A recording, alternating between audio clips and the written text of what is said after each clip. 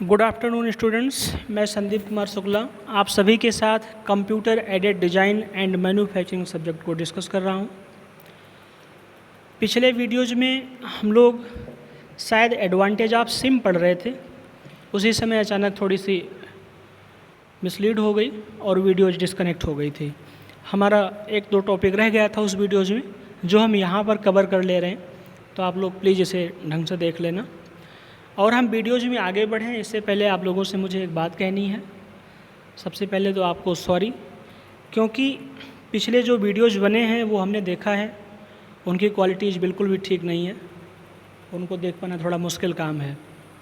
पर थोड़ी प्रॉब्लम थी उस समय, अब वो समस्या का हमने समाधान कर लिया है और उम्मीद है आगे से जो वीडियोज़ आएंगे वो अच्छे क्वालिटीज़ में होंगे और आप उनको आसानी से देख पाएंगे, उनका आनंद ले पाएंगे।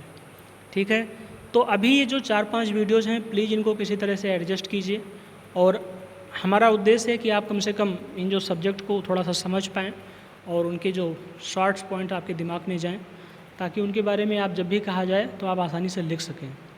तो उन वीडियोज़ को देखिए, समहाउ कैसे भी मैनेज कर लीजिए। आगे जो वीडियोज़ आएंगे वो मुझे पूरी उम्मीद है अच्छे क्वालिटी में होंगे, आप उन्हें देख सकते हैं। तो उन वीडियोज़ के लिए हम आपसे क्षमा प्रार्थी हैं। और हाँ, ये बहुत ज़रूरी है आप सारे वीडियोज़ को देखिए। हम सिंप्लीफाइड टर्म्स में चीज़ों को आपके सामने लाएंगे पॉइंट्स वाइज, जिन्हें आप याद कर सकते हैं और बाद में एक्सप्लेन करके उसे आप लिख सकते हैं। ठीक है, और वैसे आपके पास बुक है, बुक के द्वारा आप आसानी से पढ़ भी सकते हैं, पर उन्हें term by term, line by line याद करना एक अच्छी बात नहीं है, क्योंकि कहीं ना कहीं आप जैसे समय बीतेगा आप उसे भूल जाएंगे। आगे एग्ज़ाम आएगा तो आपके पास प्रेशर भी आएगा, दबाव होगा और उन सारे चीज़ों को एक साथ मेमोराइज करना आसान नहीं होगा। तो जो चीज़ें शॉर्ट रूप में होंगी आपके दिमाग में, उन्हें आप आसानी से एक्सप्लेन करके लिख सकते हैं। ठीक है, तो उम्मीद है आप लोग अच्छे होंगे, स्वस्थ होंगे और अपने स्वास्थ्य के साथ साथ अपने पढ़ाई पर भी ध्यान दे रहे होंगे। और जो वीडियोज़ की इशूज़ हैं वो मुझे समझ में जो आ रही हैं उसको हमने दूर करने का प्रयास किया है और कोशिश है आगे और व्यवस्थाएँ अच्छी की जाएँ, ताकि आपके पढ़ाई पर किसी प्रकार का कोई नकारात्मक असर न पड़े। ठीक है, अब हम आगे प्रोसीड करते हैं। हमारी जो टॉपिक था वो था एडवांटेज ऑफ सिम।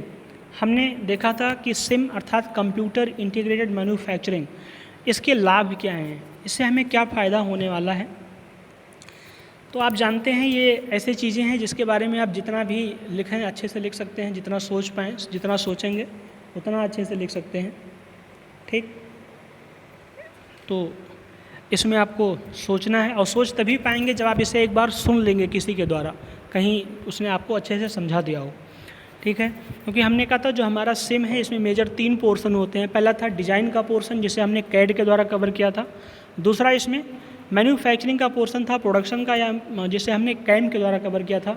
और तीसरा था हमारा बिजनेस प्रोसेस या बिजनेस फंक्शनिंग, जिसको हमने बाकी फ्लेक्सिबल सिस्टम में कवर किया था। ठीक है, अब रही बात एडवांटेज की कि इसमें हमें क्या फ़ायदे हैं जब हम इसे उपयोग में लाएंगे। तो ये देखने के लिए एक सेकंड ज़रा। तो आपने देखा था जो हमारा सिम सेक्शन है उसमें हमारे 3 मेजर सेक्शंस आते हैं, डिज़ाइन का, मैन्युफैक्चरिंग का और बिजनेस फंक्शनिंग का। तो ये तीनों ही प्रोसेस मिल करके हमारे प्रोडक्शन को बहुत ज़्यादा फ्लेक्सिबल बना देते हैं, आसान बना देते हैं। तो सिम का उपयोग करने से एक तो ये फ़ायदा है। दूसरा, जो प्रोडक्ट डिज़ाइन है अर्थात प्रोडक्ट डिज़ाइन और डेवलपमेंट, इनका डेवलपमेंट बहुत आसानी से किया जा सकता है और इनमें अगर मॉडिफिकेशन है, कोई और सुझाव है, सुधार है, तो वो करके प्रोडक्ट को काफ़ी अच्छी गुणवत्ता का बनाया जा सकता है। और ये सारे काम बहुत कम समय में भी हो सकते हैं। इसकी वजह से जो लीड टाइम में कमी आ जाएगी। लीड टाइम हमने आपको बताया था कि अगर कोई कस्टमर हमारे पास ऑर्डर प्लेस करता है तो उसके ऑर्डर को हमने फिनिश्ड करके जिस दिन को दिया, इस ऑर्डर प्लेसिंग और फिनिश्ड प्रोडक्ट को देने के बीच के समय को क्या कह देते हैं, लीड टाइम। तो इस लीड टाइम में भी कमी आ जाती है, क्योंकि जो प्रोडक्ट डिज़ाइन है वो बहुत कम समय में हो गया, प्रोडक्शन का काम कम समय में हो गया, तो ऑब्वियस सी बात है ऑर्डर का जो सप्लाई है वो भी हम कम समय में कर पाएंगे। और इससे आप जानते हैं उस कंपनी की गुडविल बनती है जो कम समय में प्रोडक्ट को देगा, क्योंकि आजकल जो थ्रोट कटिंग कंपटीशन है, गला काट का ऐसा कंपटीशन है, इसमें ज़रूरी है कि अपने टेक्निक्स को, अपने संसाधनों को काफ़ी मजबूत किया जाए, उन्नत बनाया जाए, तभी कंपटीशन में बने रह सकते हैं इसमें। नेक्स्ट है हमारे पास डिज़ाइन एवं उत्पाद अर्थात डिज़ाइन एंड प्रोडक्ट, दोनों में ही श्रम की कम आवश्यकता पड़ जाएगी। ऑब्वियस सी बात है, डिज़ाइन और ये प्रोडक्शन दोनों ही मशीनिंग प्रोसेस में आ जाएंगे, जो कि एक ऑटोमेशन प्रक्रिया में आ जाएंगे, तो कम समय लगना अनिवार्य है और इसकी वजह से कम मैन पावर की आवश्यकता होगी और आसानी से, अब मैन पावर कम होगी, मैन का इन्वॉल्वमेंट कम होगा, चूँकि मैन का जो नेचर है वो एररनियस नेचर है, अर्थात वो गलती कर सकते हैं। तो जब मैन का इन्वॉल्वमेंट ही नहीं रहेगा तो गलती करने की संभावना कम होगी और प्रोडक्ट की क्वालिटी ऑटोमेटिकली इंप्रूव हो जाएगी। नेक्स्ट देखते हैं, अगला हमारे पास क्या होगा कि जो प्रोडक्ट है, ठीक है, उसमें सभी प्रकार की इन्वेंट्री रिड्यूस हो जाएगी। इन्वेंट्री वैसे कई प्रकार की होती हैं, जैसे बाई इन्वेंट्रीज, कुछ प्रोडक्ट को बनाने के लिए हमें कुछ संसाधन मंगाने पड़ते हैं, उनको रखना पड़ता है, तो उनकी इन्वेंट्री हो गई। उसके बाद इसे कहते हैं बॉट आउट इन्वेंट्री, अर्थात जो पदार्थ हमने खरीदे हैं उनको रखने का जो स्थान है उसे बॉट आउट प्रोडक्ट कह देते हैं। दूसरा है वर्क इन प्रोसेस इन्वेंट्री, कुछ प्रोडक्ट बन रहे हैं तो उनमें अभी कुछ अधूरे हैं, फिर उनको एक स्थान पर रखना, जैसे 2 मशीनिंग सेंटर हो गए, एक मशीनिंग पर हमने कुछ काम कर लिया है, आगे उन्हें दूसरे मशीनिंग पर करना है, पर कई बार उन्हें कुछ समय के बाद कर किया जाता है। तो जब हम थोड़ा मशीनिंग प्रोसेस हो चुकी है या थोड़ा सा उसमें प्रोडक्शन का कार्य किया जा चुका है लेकिन अभी पूरा कंप्लीट नहीं हुआ है, तो ऐसे प्रोडक्ट को जब हम संरक्षित करते हैं तो उसे वर्क इन प्रोसेस इन्वेंट्री कह देते हैं। नेक्स्ट होता है फिनिश्ड गुड प्रोडक्ट इन्वेंट्री, अर्थात जब प्रोडक्ट हमारा पूरी तरह से बन के कंप्लीट हो चुका हो और उसे मार्केट में लॉन्च उतारने की बात हो तो उसे कह देते हैं finished good product inventory. Next है हमारे पास, अगर डिज़ाइन में कोई चेंज करना हो तो डिज़ाइन में आसानी से चेंज किया जा सकता है, कोई मॉडिफिकेशन हो, ये सारी बातें हो जाती हैं। तो कैम के प्रयोग से ये सारी चीज़ें हैं जो बहुत आसानी से सुविधापूर्वक हम लोग कर सकते हैं। नेक्स्ट है हमारे पास सिम सिस्टम के लिए हार्डवेयर की आवश्यकता है, अर्थात अगर हमें कंप्यूटर इंटीग्रेटेड मैन्युफैक्चरिंग को इस्टेब्लिश करना है अपने यूनिट के अंतर्गत, तो हमें क्या करना चाहिए या हमें किन किन हार्डवेयर्स की आवश्यकता पड़ेगी कंप्यूटर के साथ अटैच करने में, जिससे कि हम सिम वाली व्यवस्था को अप्लाई कर पाएँ अपने प्रोडक्शन यूनिट में। ठीक है, तो इसमें सबसे पहली बात तो आ जाएगी, कुछ एनसी मशीन्स हैं, एनसी सीएनसी, अर्थात जो न्यूमेरिकली कंट्रोल्ड हैं, ऑब्वियस सी बात है हमें उनको लगाना पड़ेगा। दूसरा, मशीन सेंटर्स का निर्धारण करना पड़ेगा, अर्थात किस मशीन सेंटर पर किस टाइप के ऑपरेशन होंगे। नेक्स्ट है, इन ऑपरेशंस को हमें मैनुअल करना है या रोबोटिक फॉर्म में करना है। सीधी सी बात है, अगर हम चाहते हैं कि हमारा जो प्रोडक्शन सिस्टम है या प्रोडक्शन यूनिट है ये पूरी तरह से फुली ऑटोमेटिक सिस्टम का काम करे तो हमें रोबोटिक वर्क सेल को लगाना ही लगाना पड़ेगा। ठीक है, ये ज़रूरी हो जाएगा। नेक्स्ट है, प्रोडक्शन यूनिट में जो हमारे मटेरियल्स हैं उनको एक स्थान से दूसरे स्थान पर ले जाने के लिए मटेरियल हैंडलिंग टूल्स की आवश्यकता पड़ेगी, उपकरण की आवश्यकता पड़ेगी, क्योंकि कई बार ऐसे बड़े बड़े इंस्ट्रूमेंट होते हैं, पार्ट्स होते हैं जिनको सिंपली मैनुअली ले जाना आसान नहीं होता। जैसे अगर कभी आप मान लीजिए किसी टरबाइंस फैक्ट्री में, इंडस्ट्री में जाएं, जैसे कि भेल हो गई, तो वहाँ देखोगे बहुत बड़े बड़े पार्ट्स होते हैं जिनको काफ़ी लोग मिल करके भी एक साथ एक स्थान से दूसरे स्थान पर नहीं ले जा सकते। उनको सिंपली ये जो हैंगिंग क्या नाम है अपनी क्रेन्स होती हैं, यही एक स्थान से दूसरे स्थान पर ले जा सकती हैं। तो ऐसे भारी और बड़े पदार्थ को या कंपोनेंट को, पार्ट्स को एक स्थान से दूसरे स्थान पर ले जाने के लिए हमें मशीन हैंडलिंग उपकरण की या मशीन्स की आवश्यकता पड़ेगी, ताकि हमारा जो सिम का ऑपरेशन, मतलब सिम का कार्य है वो आसानी से पूरा किया जा सके। नेक्स्ट है हमारे पास ऑटोमेटिक स्टोरेज एंड रिट्राइवल उपकरण होने चाहिए। ये क्या होते हैं, जो हमारे कंपोनेंट्स बनते जाते हैं, जब हम बहुत ज़्यादा क्या नाम है प्रोडक्ट लेआउट पे या प्रोडक्शन लेआउट पे कंपोनेंट्स बनाते हैं जिसमें बहुत ज़्यादा मात्रा में क्वांटिटीज़ में कंपोनेंट्स बन रहे हैं, उन कंपोनेंट्स को स्पॉन्टेनियसली, मतलब साथ ही साथ हमें उन्हें स्टोरेज करना पड़ता है। तो हमें ऐसे उपकरण चाहिए जो हमारे फिनिश्ड प्रोडक्ट मिल रहे हैं मशीन के द्वारा बहुत ज़्यादा लार्ज क्वांटिटी में, उनको आसानी से स्टोर कर सकें। नेक्स्ट है हमारे पास CAD CAM system work station.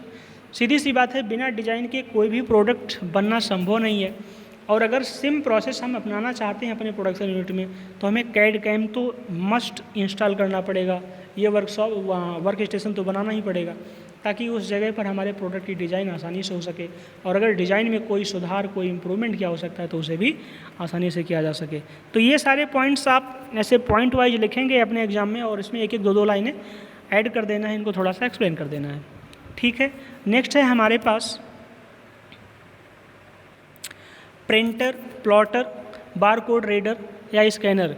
चूँकि जो हमारे मशीन्स हैं, जो कंप्यूटर्स हैं, ये कोड्स पर, प्रोग्राम्स पर काम कर रहे हैं, तो ज़रूरी है कि हमें इनपुट देने के लिए, आउटपुट प्राप्त करने के लिए या मशीन्स को ऑपरेट करने के लिए ये जो प्रिंटर, प्लॉटर या फिर बारकोड रीडर सिस्टम्स हैं, इनकी अच्छे से प्रैक्टिस होनी चाहिए। नेक्स्ट है हमारे पास कंप्यूटर सर्वर। अब चूँकि सिम नाम से क्लियर है, कंप्यूटर इंटीग्रेटेड मैन्युफैक्चरिंग, यानी सारी की सारी जो मैन्युफैक्चरिंग यूनिट्स हैं जिसको हमने इंटीग्रेट करके किसी कंप्यूटर से अटैच कर रखा है, उस कंप्यूटर को ऑपरेट करने के लिए आप सर्वर पॉइंट की आवश्यकता होगी, कंप्यूटर सर्वर की आवश्यकता होगी। तो हमें एक स्ट्रॉन्ग सर्वर रूम की आवश्यकता होगी अपने इस प्रोसेस को ऑपरेट करने के लिए। ठीक है, इसके बाद हमारे पास नेक्स्ट टॉपिक आती है सिम सिस्टम के लिए आवश्यक सॉफ्टवेयर। ऐसे कौन कौन से सॉफ्टवेयर्स हैं जो हमारे सिम सिस्टम को मजबूत बनाते हैं।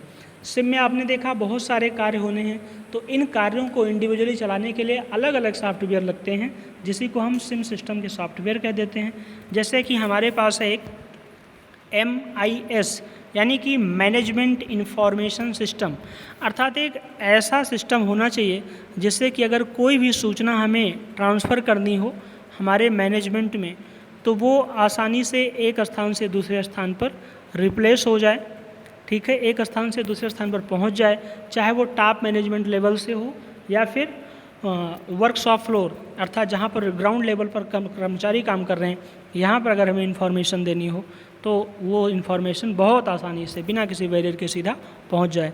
तो हमें एक स्ट्रॉन्ग मैनेजमेंट इंफॉर्मेशन सिस्टम की आवश्यकता है, जिससे कि कोई भी गाइडलाइंस हो, इंस्ट्रक्शंस हों, जो टॉप मैनेजमेंट से जो फ्लोर्स आपके कर्मचारी हैं उन तक आसानी से पहुंच सके। ठीक है, हमारे पास दूसरा पॉइंट है जो है डिसीजन सपोर्ट सिस्टम। इसे निर्णय सपोर्ट निकाय भी कह देते हैं। अब ये डिसीजन सपोर्ट सिस्टम क्या है, जैसे मान लीजिए हमें कोई प्रोडक्ट बनाना है, तो इसमें बहुत सारे हमें निर्णय लेने होते हैं, यानी डिज़ाइन कैसी होनी चाहिए, मैन्युफैक्चरिंग प्रोसेस क्या होगा। अभी हमने उसमें आपके साथ जब कैम का डिस्कशन कर रहे थे तो हमने देखा था कैम के हमारे मेनली दो कार्य हैं, एक तो है प्रोसेस प्लानिंग का और दूसरा प्रोसेस कंट्रोल का। तो सीधी सी बात है, हम प्लानिंग करेंगे, कंट्रोलिंग करेंगे, इन सारे कार्यों के लिए हमें डिसीजंस की आवश्यकता पड़ेगी। उन डिसीजन को आगे अप्रूव कराने के लिए या फिर अपने अप्रूव डिसीजन को अपने वर्कर्स तक पहुंचाने के लिए हमें एक डिसीजन सपोर्ट सिस्टम की आवश्यकता पड़ेगी। नेक्स्ट है हमारे पास sales and marketing software. Obvious है, प्रोडक्ट बनने के बाद उनका मार्केट में लॉन्च होना, पहुंचना बहुत आवश्यक है। अगर वो समय से मार्केट में नहीं पहुंच पाए तो फिर भी हमारा नुकसान होना तय है। तो ऐसे सिस्टम से एक ऐसे प्रोसेस की व्यवस्था होनी चाहिए जिससे मार्केट में प्रोडक्ट की डिमांड कितनी है, उसके बारे में लोग और क्या एक्सपेक्टेशन रखते हैं या प्रोडक्ट में कोई सुधार की उम्मीद कर रहे हैं, तो ये सारी व्यवस्था हम जिसमें अच्छे से हैंडल कर सकें, हमें एक ऐसे सेल्स एंड मार्केटिंग सॉफ्टवेयर की आवश्यकता पड़ेगी। नेक्स्ट है हमारे पास फाइनेंस सॉफ्टवेयर। हमारे रेवेन्यू से संबंधित जितने भी लेखा जोखा हैं, ठीक है, क्योंकि बिना रेवेन्यू के, बिना पैसे के सीधी सी बात है कोई भी कार्य संभव नहीं है। तो इतने बड़े प्रोडक्शन यूनिट में जहां हमने सिम जैसी व्यवस्था अरेंज कर रखी है, उसमें रेवेन्यू को से संबंधित सारे कार्यों के एक फेयर वे सिस्टम से निपटाने के लिए हमें फाइनेंस सॉफ्टवेयर की आवश्यकता पड़ेगी ही पड़ेगी। ठीक है, तो ये हो जाएगा हमारे कुछ सॉफ्टवेयर्स जो सिम सिस्टम को पूर्ण रूप से सफल बनाने में मदद करेंगे। ठीक है, अगली टॉपिक है हमारे पास, वो है अगले जो सॉफ्टवेयर्स हैं, टॉपिक कह रहे हैं, उसमें नेक्स्ट है हमारे पास कैड कैम या फिर CAE पैकेज। ठीक है, इस पैकेज के बिना तो आप जानते हैं सिम सिस्टम कभी सफल नहीं हो सकता, क्योंकि बिना कैड के, बिना कैम के आप सिम की कल्पना नहीं कर सकते। ठीक है, क्योंकि कैड ही अपने प्रोडक्ट की डिज़ाइन को कंप्लीट करेगा और कैम के द्वारा जो प्रोडक्शन संबंधी प्रोसेस हैं वो कंप्लीट होंगे। नेक्स्ट है हमारे पास CAPP यानी कंप्यूटर एडेड प्रोसेस प्लानिंग। ठीक है, सिस्टम। तो ये प्रोडक्शन से पहले जो कैम में काम करेगा ऐसा सॉफ्टवेयर है CAPP, computer aided process planning. अर्थात इसकी सहायता से हम कैम सिस्टम में अपने मैन्युफैक्चरिंग के प्रोसेस को प्लान कर सकते हैं, उन्हें एग्जीक्यूट कर सकते हैं, कोऑर्डिनेट कर सकते हैं, डिस्कस कर सकते हैं और देख सकते हैं कि रिजल्ट में कोई वेरिएशन तो नहीं आ रहा, अर्थात जो क्वालिटी, जो प्रोडक्ट हम चाहते हैं क्या वही प्रोडक्शन के बाद हमें मिलने वाला है? अगर हाँ तो हमारा प्रोसेस अच्छे से रन कर रहा है। नेक्स्ट है हमारे पास इन्वेंट्री कंट्रोल सॉफ्टवेयर। अभी अभी हमने आपसे बताया था इन्वेंट्री कई सारे टाइप्स की होती हैं, bought out product, work in process product, finished good product, raw materials inventory. इन सारी इन्वेंट्रीज को चेक करना, इन्वेंट्रीज में क्वांटिटीज़ कितनी हैं, प्रोडक्ट्स लेवल कितने हैं, हमें नए ऑर्डर देने हैं कि नहीं देने हैं, और इन सब की कितने नंबर्स में हैं, ठीक है, हमारे फ्लैक्चुएटिंग डिमांड को ये पूरा कर पाएंगे कि नहीं कर पाएंगे। इन सारे प्रश्नों के सवाल के लिए इन सारे प्रश्नों के जवाब के लिए, ठीक है, हमें एक इन्वेंट्री कंट्रोल सॉफ्टवेयर की आवश्यकता पड़ेगी जो हमारे सिम यानी कंप्यूटर इंटीग्रेटेड मैन्युफैक्चरिंग प्लान को सक्सेस करेंगे। ठीक है, हाँ, इस बात को लेकर मत बैठ जाना कि सिम और सवाल और क्वेश्चंस एक ही बात कर रहे हैं कभी कभी बीच में हो जाता है। ठीक है, एक्चुअली अभी हम पूरे दिन से लगातार वीडियोस रिकॉर्ड कर रहे हैं तो थोड़ा सा स्लिप ऑफ टंग संभव है। ठीक है, डोंट माइंड, आगे बढ़ते हैं। नेक्स्ट है हमारे पास मटेरियल हैंडलिंग पैकेज। जैसे मैंने बताया आपसे कि बड़े बड़े पार्ट्स होते हैं जिनको मैनुअली ट्रांसपोर्ट करना आसान नहीं होता। अब ट्रांसपोर्ट कहीं दूसरे शहर में नहीं करना, उसी प्लांट में जो मैन्युफैक्चरिंग यूनिट है उसी के अंदर हमें एक वर्क स्टेशन से दूसरे वर्क स्टेशन ले जाने में भी बहुत बड़ी समस्या आ जाती है, क्योंकि वो कंपोनेंट्स होते ही बड़े ह्यूज साइज़ के। तो ऐसे कंपोनेंट्स की हैंडलिंग के लिए हमें मटेरियल हैंडलिंग सिस्टम की सख्त आवश्यकता पड़ेगी। नेक्स्ट है हमारे पास पीपीसी, प्रोडक्शन प्लानिंग कंट्रोल। अभी आपसे मैंने कैम में बात कहा था कि जो कैम सॉफ्ट सिस्टम है उसमें हमें प्रोडक्शन के बारे में प्लानिंग और उसका कंट्रोल दोनों ही देखना होता है, इसके बिना हमारी सिम संभव नहीं हो पाएगी। नेक्स्ट है क्वालिटी मैनेजमेंट सॉफ्टवेयर। हाँ, ये बहुत इंपॉर्टेंट बात है। पता चला हमने सारी व्यवस्था तो कर ली है, हमारे प्रोडक्शन लगातार होते जा रहे हैं, पर हमारे पास कोई ऐसी व्यवस्था नहीं है जो हमारे जो प्रोसेस्ड प्रोडक्ट हैं, जो बने हुए प्रोडक्ट हैं, उनकी क्वालिटी को जांच सकें। क्या हमारे जो कस्टमर की रिक्वायरमेंट थी वो रिक्वायरमेंट इन प्रोडक्ट के द्वारा पूरी हो पाएगी? अगर हाँ, तब तो हमारे सारे कार्य सफल हैं, सारी मेहनत सफल है। अन्यथा अगर वो हमारे कस्टमर्स के रिक्वायरमेंट को पूरी नहीं कर पा रहे तो वो सारे के सारे वेन हैं, बेकार हैं, व्यर्थ हैं। ठीक है, इसलिए हमें क्वालिटी मैनेजमेंट सॉफ्टवेयर की आवश्यकता पड़ेगी। ठीक है, नेक्स्ट है हमारे पास नेटवर्क मैनेजमेंट। ठीक है, नेटवर्क मैनेजमेंट। अब ये नेटवर्क मैनेजमेंट क्या करेंगे? एक तो सर्वर में हमने देखा था कंप्यूटर सर्वर की आवश्यकता पड़ेगी, वहाँ देखेंगे। और दूसरा नेटवर्क हम इस बात भी कर सकते हैं कि हमारा चूँकि जो अब मैन्युफैक्चरिंग यूनिट है या मैन्युफैक्चरिंग प्लांट है वो सिम कंसेप्ट पर काम कर रहा है, और सिम कंसेप्ट का मतलब है इंटीग्रेशन, अर्थात बहुत सारे डिपार्टमेंट, चाहे वो डिज़ाइन की हो, प्रोडक्शन की हो, क्वालिटी हो, मार्केट हो, उन सब को आपस में जुड़ के एक नेटवर्क, एक जाल जैसा काम करना है, और सारे इन डिपार्टमेंट्स के बीच कम्युनिकेशन इफ़ेक्टिवली हो पाए, इनके आइडियाज़ आसानी से मिल सकें, इसके लिए हमें एक नेटवर्क मैनेजमेंट की भी आवश्यकता पड़ेगी। ठीक है, तो ये रहे हमारे कुछ सॉफ्टवेयर्स जो हमें सिम में इम्पॉर्टेंट रोल अदा करेंगे। इनके बिना सिम का सक्सेस होना बिल्कुल भी संभव नहीं है। ठीक है, नेक्स्ट है हमारे पास सिम सिस्टम के लिए नेटवर्किंग आवश्यकताएँ। ठीक है, ये जो नेटवर्क मैनेजमेंट हमने एक तो कंप्यूटर सर्वर के लिए कहा था और दूसरा हमारे सारे डिपार्टमेंट्स को इंटीग्रेट करने के लिए। तो यहाँ जो सिम सिस्टम के लिए नेटवर्किंग आवश्यकताएं हैं, ये ऑब्वियस सी बात है कंप्यूटर सर्वर के संचालन के लिए ही हैं। इसमें हमारे पास मुख्यतः 2-3 हैं। एक तो है लैन आप जानते हैं, हमने आपसे डिस्कस किया था इसके बारे में, लोकल एरिया नेटवर्क। दूसरा है वैन, वाइड एरिया नेटवर्क। और नेक्स्ट है इंट्रानेट। इंटरनेट और इंट्रानेट दोनों अलग अलग होते हैं। इंटरनेट क्या होता है? किसी बड़े क्षेत्र भूभाग पर संबंधित सूचनाओं का आदान प्रदान होता है, और इंट्रानेट के अंतर्गत किसी एक सीमित एरिया में, सीमित क्षेत्र में, किसी एक फैक्ट्री के अंतर्गत सूचनाओं का आदान प्रदान को इंट्रानेट के अंतर्गत रखा जाता है। तो हमारे पास सिम सिस्टम के अंतर्गत नेटवर्किंग आवश्यकताओं के लिए 3 प्रकार की नेटवर्किंग हो सकती है। लैन का उपयोग कर सकते हैं, local area network, wide area network यानी वैन का उपयोग कर सकते हैं, या फिर इंट्रानेट का उपयोग कर सकते हैं। आवश्यकताओं के ऊपर, मतलब जिस प्रकार की हमारी आवश्यकता, उस प्रकार की ये नेटवर्किंग सिस्टम को यूज किया जा सकता है। ठीक है, तो ये हमारा जो प्रोसेस थोड़ा सा अधूरा रह गया था पीछे का, वो यहाँ तक था, हमने कंप्लीट कर लिया। इसके बाद हमारे पास नेक्स्ट टॉपिक है, आगे देखते हैं।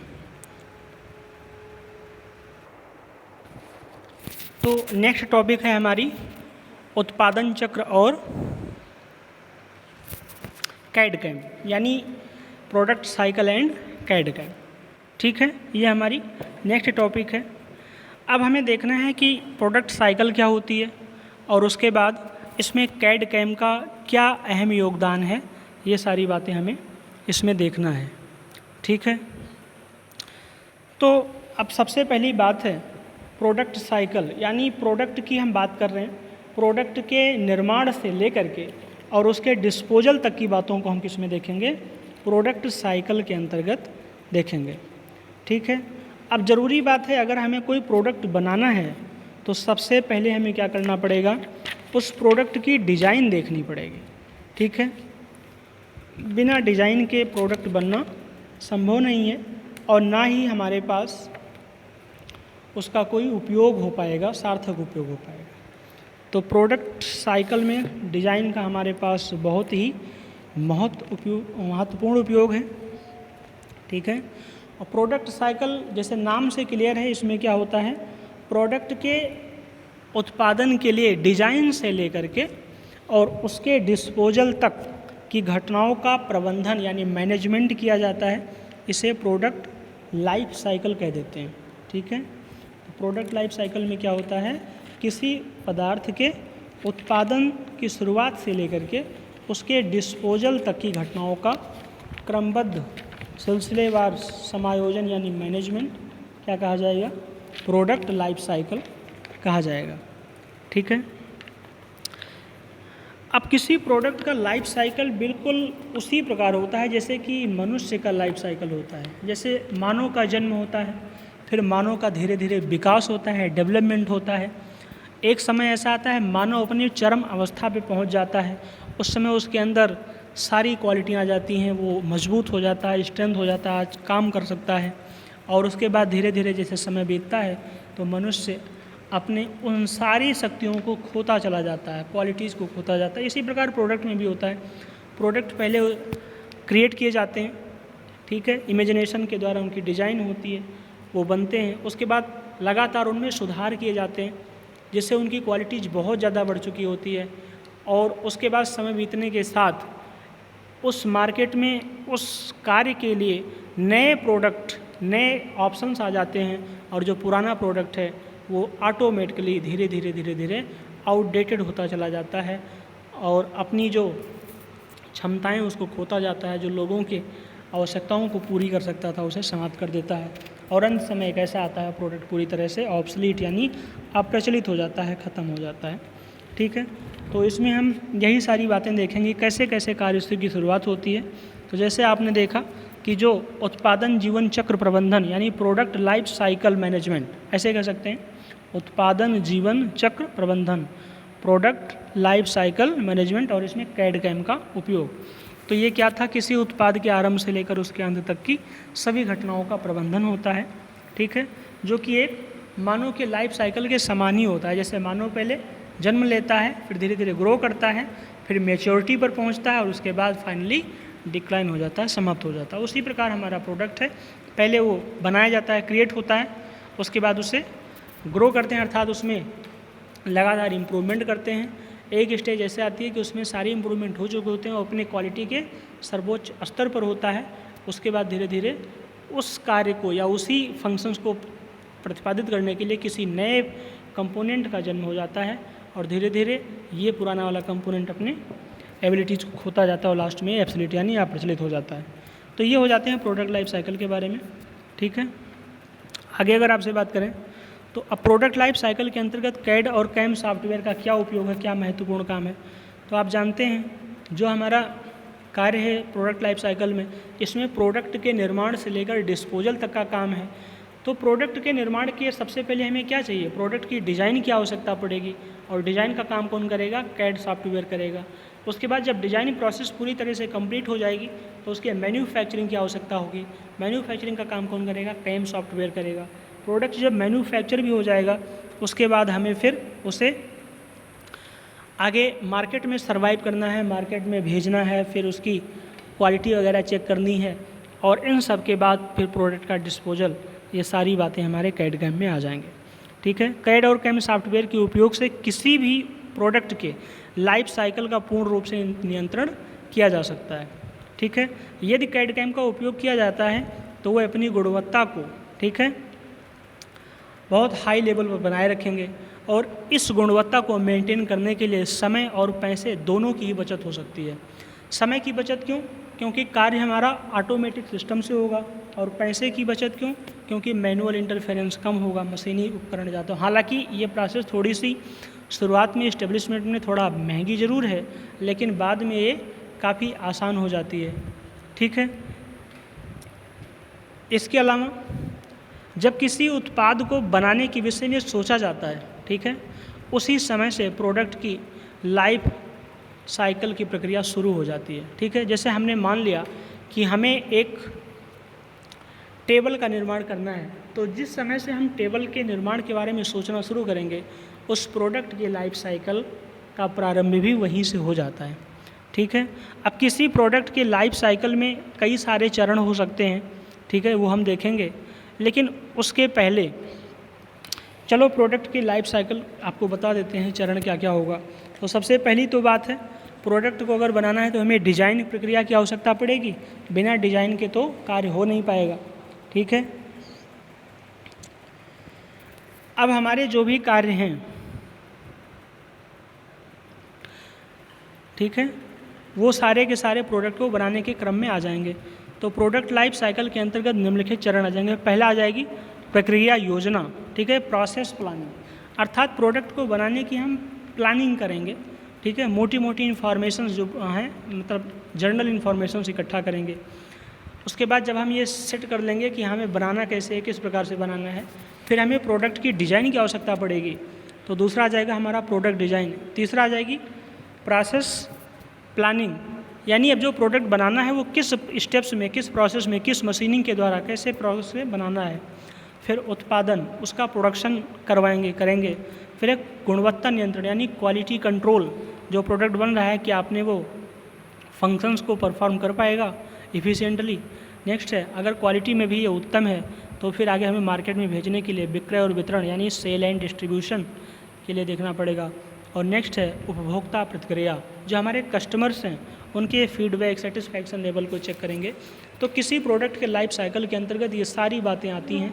सबसे पहली बात क्या चीज़, प्रोडक्ट के बारे में प्लानिंग करना, ठीक है, प्रोसेस प्लानिंग करना। उसके बाद प्रोडक्ट को डिज़ाइन करना, प्रोडक्ट के डिज़ाइन के बाद प्रोडक्शन के प्लानिंग की बात करना यानी मैन्युफैक्चरिंग प्लानिंग की बात करना। फिर उसको प्रोडक्ट को बनाना, मैन्युफैक्चर कर लेना, उत्पादन कर लेना।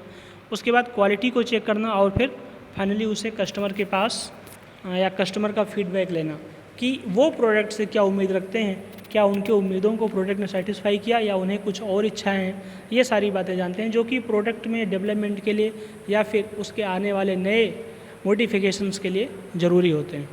ठीक है, तो ये बात हो जाती है हमारे किसी प्रोडक्ट के लाइफ साइकिल के इम्पोर्टेंट स्टेप्स, कौन कौन से चरण संभव हैं। तो आपसे सवाल पूछा जा सकता है कि प्रोडक्ट लाइफ साइकिल से आप क्या समझते हैं, ठीक है, और इनके बारे में बताइए। तो प्रोडक्ट लाइफ साइकिल आप क्या कहेंगे कि प्रोडक्ट लाइफ साइकिल प्रक्रिया के अंतर्गत किसी उत्पाद के बनाने के आरंभ से लेकर उसके अंतिम घटनाओं तक अर्थात डिस्पोजल तक के प्रबंधन को प्रोडक्ट लाइफ साइकिल मैनेजमेंट कह देते हैं। इसमें कैड कैम का बहुत ही महत्वपूर्ण उपयोग है। कैड कैम के द्वारा हम प्रोडक्ट की क्वालिटी को बहुत उच्च स्तर पर कम समय और कम लागत से बना सकते हैं।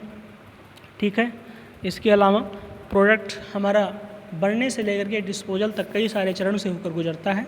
जो चरण आपने देखा जैसे कि प्रक्रिया योजना यानी प्रोसेस प्लानिंग, उत्पाद डिजाइन यानी प्रोडक्ट डिजाइन, तीसरा प्रोडक्ट योजना यानी प्रोडक्शन प्लानिंग, फिर है उत्पादन यानी प्रोडक्शन, नेक्स्ट है क्वालिटी कंट्रोल यानी गुणवत्ता नियंत्रण, नेक्स्ट है विक्रय और वितरण यानी कि सेल एंड डिस्ट्रीब्यूशन, उसके बाद है उपभोक्ता प्रतिक्रिया अर्थात जो आपका प्रोडक्ट मार्केट में गया उस पर कस्टमर्स की क्या राय है ये चेक करना। तो ये कुछ हमारे स्टेप्स हैं जिनके द्वारा हम इस प्रोडक्ट के लाइफ साइकिल को देखेंगे आगे।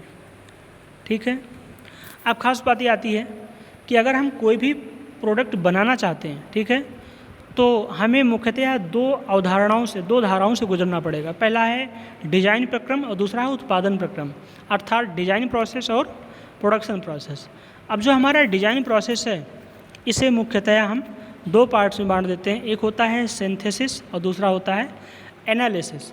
सिंथेसिस में क्या करते हैं कि प्रोडक्ट डिज़ाइन करते समय हमें प्रोडक्ट की जो प्रोडक्ट डिज़ाइन में आने वाली जो प्रॉब्लम्स है उसको फार्मूलेट कर लेते हैं, स्टेटमेंट दे देते हैं कि इस प्रोडक्ट को डिज़ाइन करने के लिए समस्याएं क्या हैं, क्या क्या समस्याएं, कहाँ समस्याएं हैं, और उन समस्याओं को सॉल्व करने के लिए हमारे पास क्या क्या ऑप्शंस हैं, इसको सिंथेसिस कह देते हैं।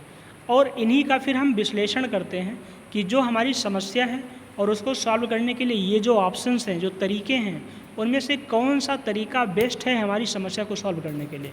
ठीक है, तो यानी किसी प्रोडक्ट को डिज़ाइन के लिए जो हमने डिज़ाइन प्रॉब्लम्स क्रिएट की हैं, समस्याएं क्रिएट की हैं, उनको सॉल्व करने के लिए जो हमारे बहुत सारे ऑप्शंस हैं, तरीके हैं, उन तरीक़ों में कौन सा तरीका बेस्ट तरीका है जो हमारी प्रॉब्लम्स को सॉल्व कर सकता है, इस प्रक्रिया को एनालिसिस कर देते हैं। खैर, किसी प्रोडक्ट के डिज़ाइन के लिए हम एक सिंगली महोदय हुए, उनका मॉडल अप्लाई किया जाता है जो बहुत ही कॉमन मॉडल है और बहुत ही फेमस है। सबसे पहली बात होती है किसी प्रोडक्ट के डिज़ाइन के लिए हम क्या करते हैं, आवश्यकता की पहचान करते हैं कि प्रोडक्ट हम किस लिए बना रहे हैं, why the product is going to be produced, क्यों बनने जा रहा है। दूसरा, समस्या की परिभाषा, अब इस प्रोडक्ट को डिज़ाइन करने के लिए हमें प्रॉब्लम्स क्या क्या आने वाली हैं, कौन सी प्रॉब्लम्स हैं जो हम फेस करने जा रहे हैं। ठीक है, जब प्रॉब्लम्स हो गया तो फिर सिंथेसिस की बात, अभी जो मैंने आपसे कही कि इस समस्या को, इस प्रॉब्लम को सॉल्व करने के क्या क्या ऑप्शंस हैं, क्या क्या तरीके हैं, यानी कौन कौन से मेथड हैं जिसकी वजह से हम इस समस्या को सॉल्व कर सकते हैं। जब हमें ये सारे ऑप्शंस नज़र आ जाते हैं उसके बाद हम क्या करते हैं, उनका विश्लेषण करते हैं। विश्लेषण में क्या करेंगे, हम ये कंपैरेटिव स्टडी करेंगे कि कौन सा ऑप्शंस या मेथड हमारी समस्या को सॉल्व करने के लिए सर्वोत्तम है, सबसे बढ़िया है। ठीक है, तो वो उसे हम कह देंगे विश्लेषण।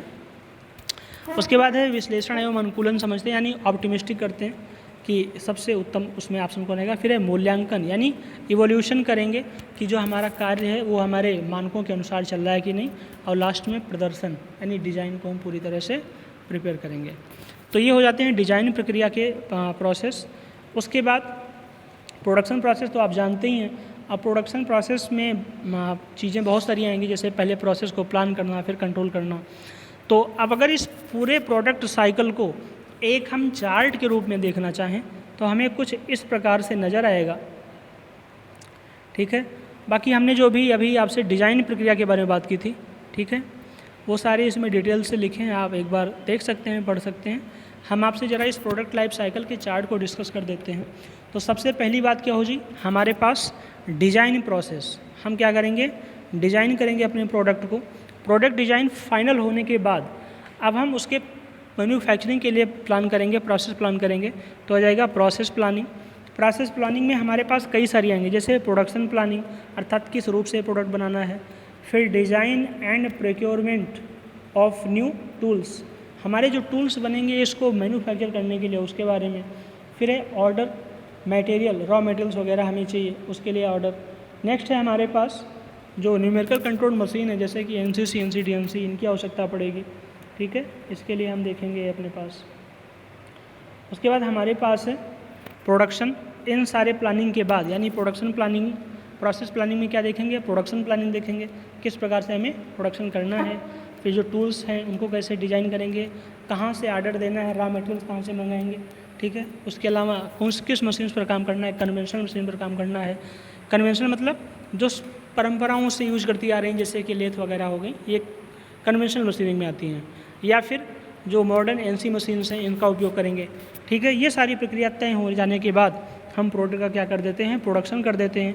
प्रोडक्शन के बाद या प्रोडक्शन के दौरान ही, हालांकि ये दो अलग अलग तरीके हैं, सिस्टम्स हैं। एक है प्रोडक्ट के निर्माण के दौरान ही, उसे ऑनलाइन सिस्टम कहते हैं, जो जापानी सिस्टम में उपयोग होता है। और दूसरा होता है प्रोडक्ट के निर्माण के बाद, जिसे ऑफलाइन सिस्टम कहते हैं, जो अमेरिकन सिस्टम में यूज किया जाता है। ये कभी बाद में इस पर डिस्कस करेंगे कि जब क्वालिटी इंस्पेक्शन की बात करेंगे कहीं, तो वहाँ आपको डिटेल्स इसमें बताएंगे कि कैसे कैसे ऑनलाइन इंस्पेक्शन करते हैं, इसका मतलब क्या है। ठीक है, जीरो इफेक्ट मॉडल क्या है, ये सारी बातें इसमें आएंगी।